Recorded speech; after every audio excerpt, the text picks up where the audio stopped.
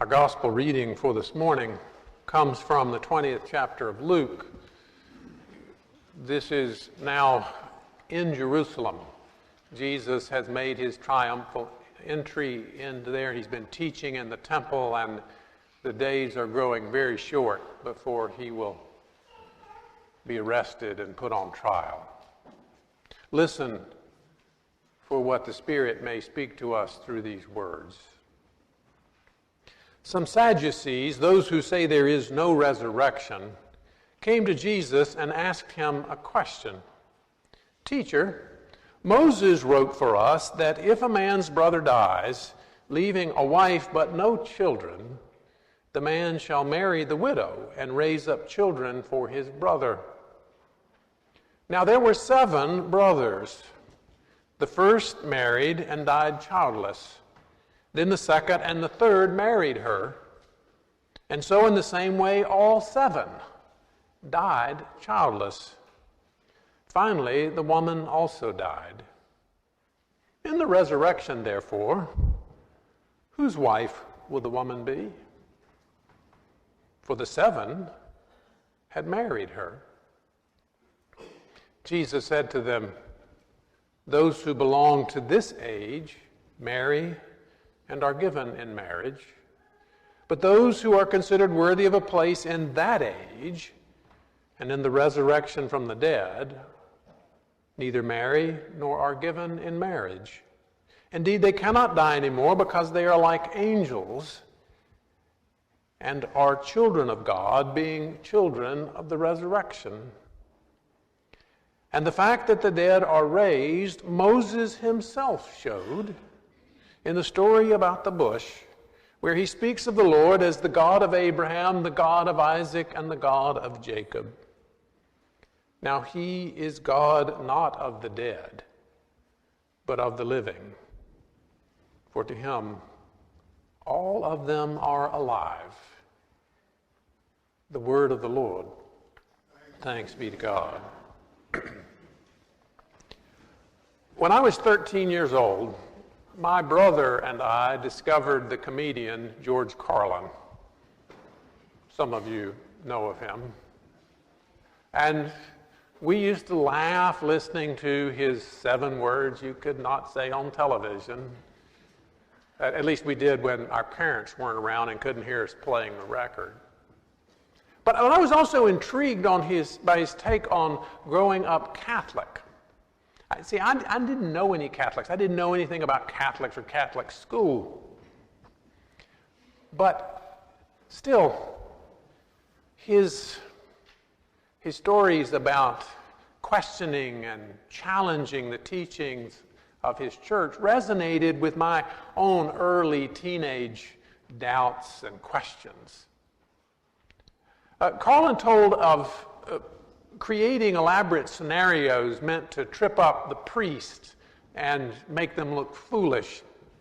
One in particular involved the requirement that Catholics receive communion at least once between Ash Wednesday and Pentecost Sunday. And Carlin informed me that not doing your Easter duty was a mortal sin. And he tells this story. "Father,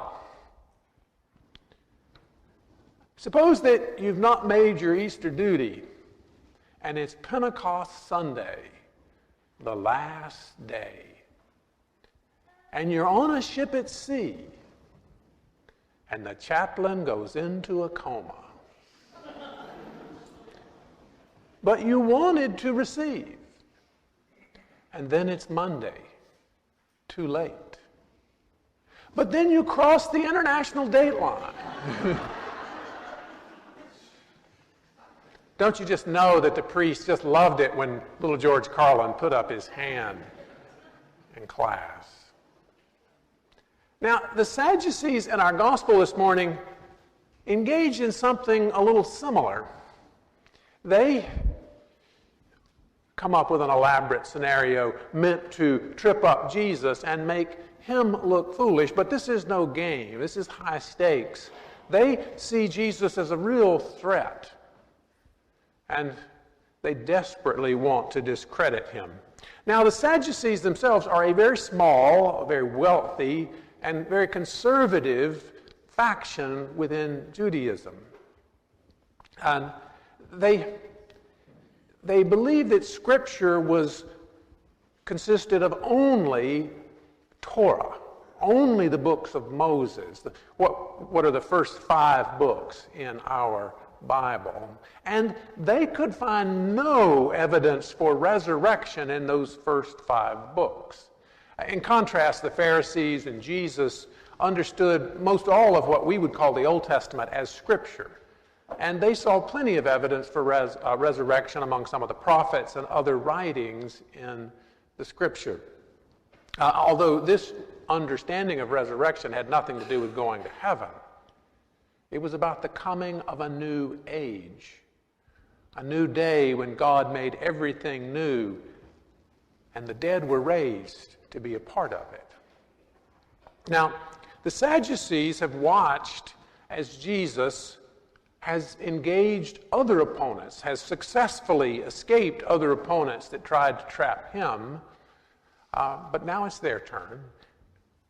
Now, no doubt they're impressed, maybe surprised, that this country rabbi, this uneducated rube from the backwoods of Nazareth, has been able to hold his own with religious experts. But they've got Moses, they've got Torah on their side. And I imagine that they're snickering just a little bit as they lay out their George Carlin-like scenario. Teacher, Moses wrote for us that if a man's brother dies, leaving a wife but no children, the man shall marry the widow and raise up children for his brother. Now there were 7 brothers. The first married and died childless. Then the second and the third married her. And so in the same way, all 7 died childless. Finally, the woman also died. Now, the scenario here involves an obscure practice called Levirate marriage. Something the Sadducees feel the need to explain before they ask their question. Maybe they don't think Jesus will know about it. The practice was probably not done anymore in Jesus' day. It had fallen into disuse. Its origins seem to come from an early rural time when widows would have been in mortal jeopardy when they died, when their husband died and left them childless.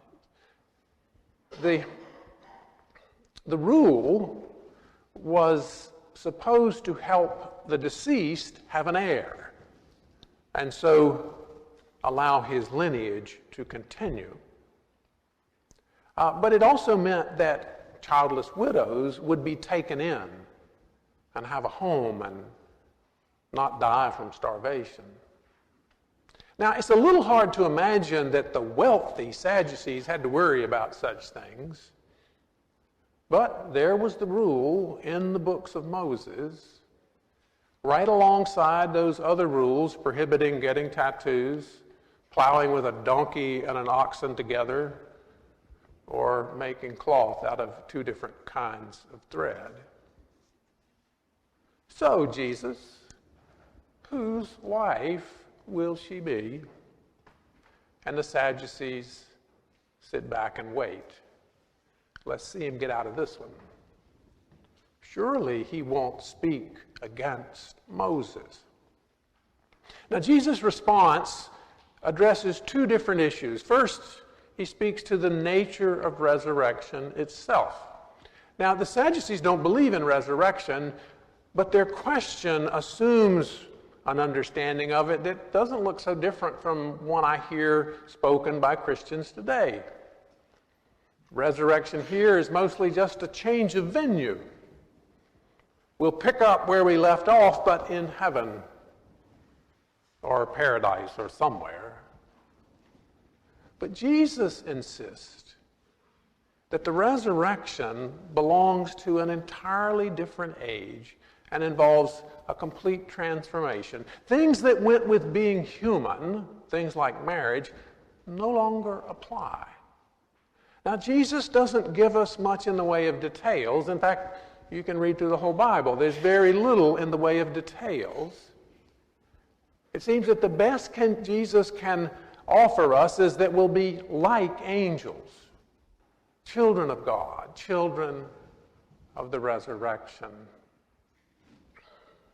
Perhaps it's simply beyond our imagination. Next, Jesus addresses the Sadducees on their home turf, the words of Moses.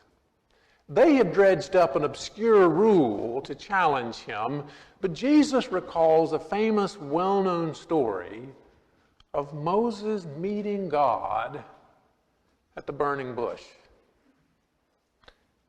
When that happens, God greets Moses with, "I am the God of your father, the God of Abraham, the God of Isaac, and the God of Jacob."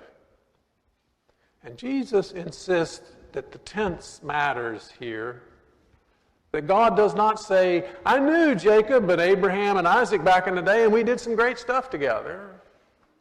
No, God says, "I am their God even now, even though they have died." Now, Luke's gospel doesn't say anything about how the Sadducees reacted to this. I rather doubt they were convinced. Oh, sure, Jesus knew his scripture, knew Torah. He was a creative and imaginative preacher. But none of that is proof of resurrection. And I must say, I agree. Oh, I'm happy that Jesus sort of gives it to those who imagine that their interpretation of Scripture is the only one. I'm happy that Jesus offers fresh, creative ways to listen to Scripture. But I'm not sure that's proof of resurrection. I mean, look at the world. Look around you. Look at all the pain, at children dying in Aleppo. Look at the hate and division in our own land as we go to the polls this week.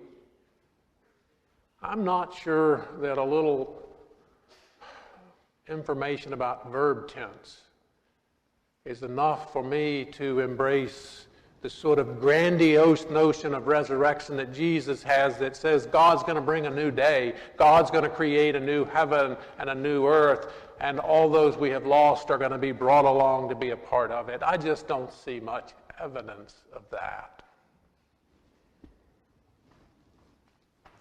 How can I believe that God will do something new and that even the dead will enjoy it? Of course, I don't think Jesus is actually trying to convince anyone about resurrection in this passage. All he's trying to do is to show the Sadducees that resurrection is compatible with Torah, with the books of Moses. The proof of resurrection isn't about verb tense. The proof of resurrection is that Jesus was raised. And knowing that is not a matter of a finely tuned argument or a well-developed doctrine or an encyclopedic knowledge of the Bible or an impeccable theology. Knowing Christ is raised is about being joined to him, about knowing and experiencing his presence in us through the Spirit working in us. Now, that sort of knowledge is not considered of much worth in our world. In our world, we tend to prefer things we can figure out or at least explain. We prefer things that are logical and that cohere to our assumptions and expectations of how reality works. We prefer things we can manage and control. But the Spirit is none of those things. And the Spirit is the author of faith. The Spirit is what makes it possible to glimpse hope in the midst of hopelessness.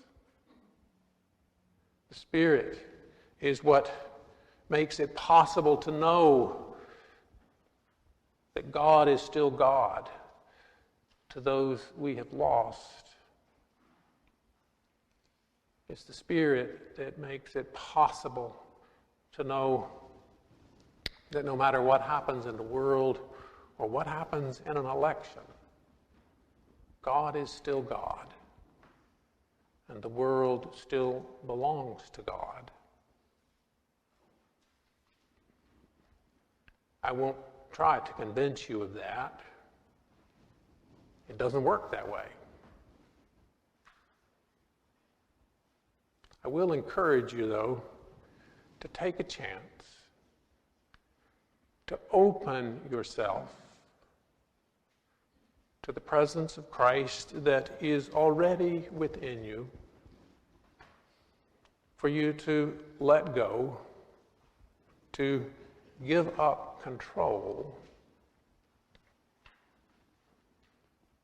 and allow the life and the love of God, the divine love and life, to fill you and to raise you to new life. All praise and glory to the God who comes to us in Christ and calls us to new life. Thanks be to God.